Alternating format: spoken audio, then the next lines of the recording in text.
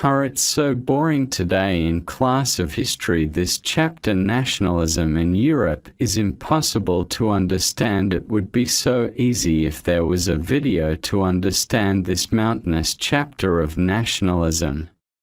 No, you are wrong. This chapter is pretty easy to understand if you concentrate properly. Anyways, I will make you understand while we reach home. I made a video for the history project. I shall show it to you, don't worry.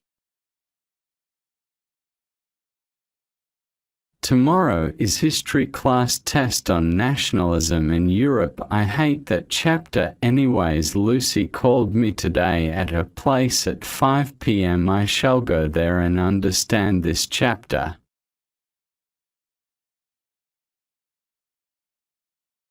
Welcome, Taaha. Let me explain you first. After that I shall show you the video, so you understand the explanation. I do, okay? Okay, let's start. I am very excited to understand this chapter. Nationalism in Europe is associated with the birth of the nation-state.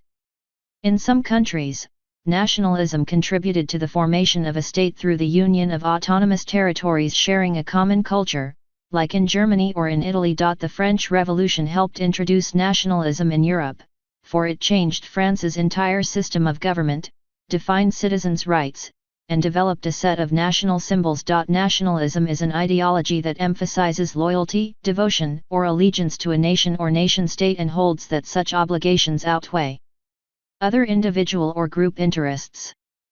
Nationalism in Europe.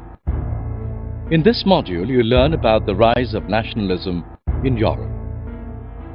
Nationalism refers to the sense of having a common national identity and history among the citizens of a nation.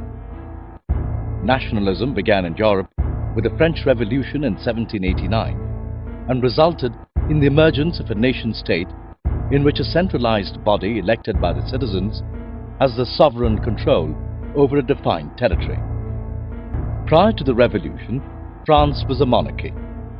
However, during the Revolution, many nationalist ideas, such as la patrie, or the fatherland, and les citoyens, or the citizens, were introduced to create a sense of collective identity and equal rights amongst the citizens.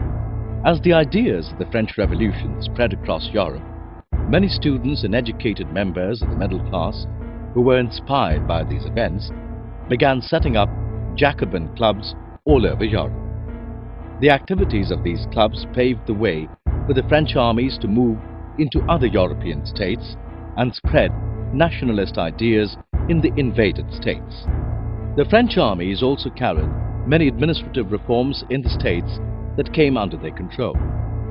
For example, the Civil Code of 1804, called the Napoleonic Code, which banned all privileges based on birth and established equality before law and the right to property, was exported to the states under the French control.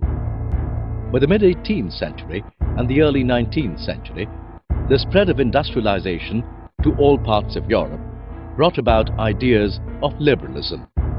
Liberalism meant freedom and equality for all individuals and a government by consent. However, liberalism did not apply to the concept of universal suffrage, with voting rights being restricted to propertied men. Liberalism also meant the free movement of men and material across different regions. This led to the spread of economic nationalism that enhanced mobility and sharing of economic and social interest, which in turn led to a national unification. However, after the defeat of Napoleon in 1815, the representatives of Britain, Russia, Prussia and Austria met at Vienna to draw up a settlement for Europe through the Treaty of Vienna. The main intention of the treaty was to restore the overthrown monarchies and to set up a new conservative order in Europe.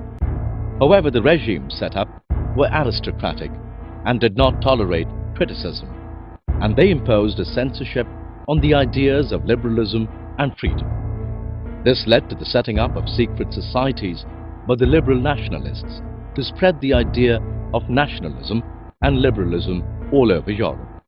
For example, the Italian revolutionary Giuseppe Mazzini founded two secret societies, young Italy in Marseilles, and young Europe in Bern, with a vision of a democratic Republic of Italy. Nationalist tension during that time was most serious in the Balkans region, which was under the Ottoman Empire. The spread of the idea of romantic nationalism, along with the diminishing power of the Ottoman Empire, enabled many regions to break away from the empire and declare their independence and political rights. However, the nationalities that broke away from the empire were continuously fighting over their territories. As a result, the Balkans became the main area of contention for the nationalist struggle. Things got worse when existing big powers such as Russia, England and Germany wanted to extend their power over the Balkan area. The Balkan Wars led to the First World War in 1914, which destroyed most of Europe. Many countries colonized by the European powers began to have anti-imperial movements that were nationalist in nature. These countries wanted to break away from the colonial rule and adopt the idea of nation-states. Let's recall what you've learned. Nationalism refers to the sense of having a common national identity and history amongst the citizens of a nation. Nationalism began in Europe with the French Revolution in 1789. Napoleon introduced the Civil Code of 1804, which banned all privileges based on birth and established equality before law and the right to property.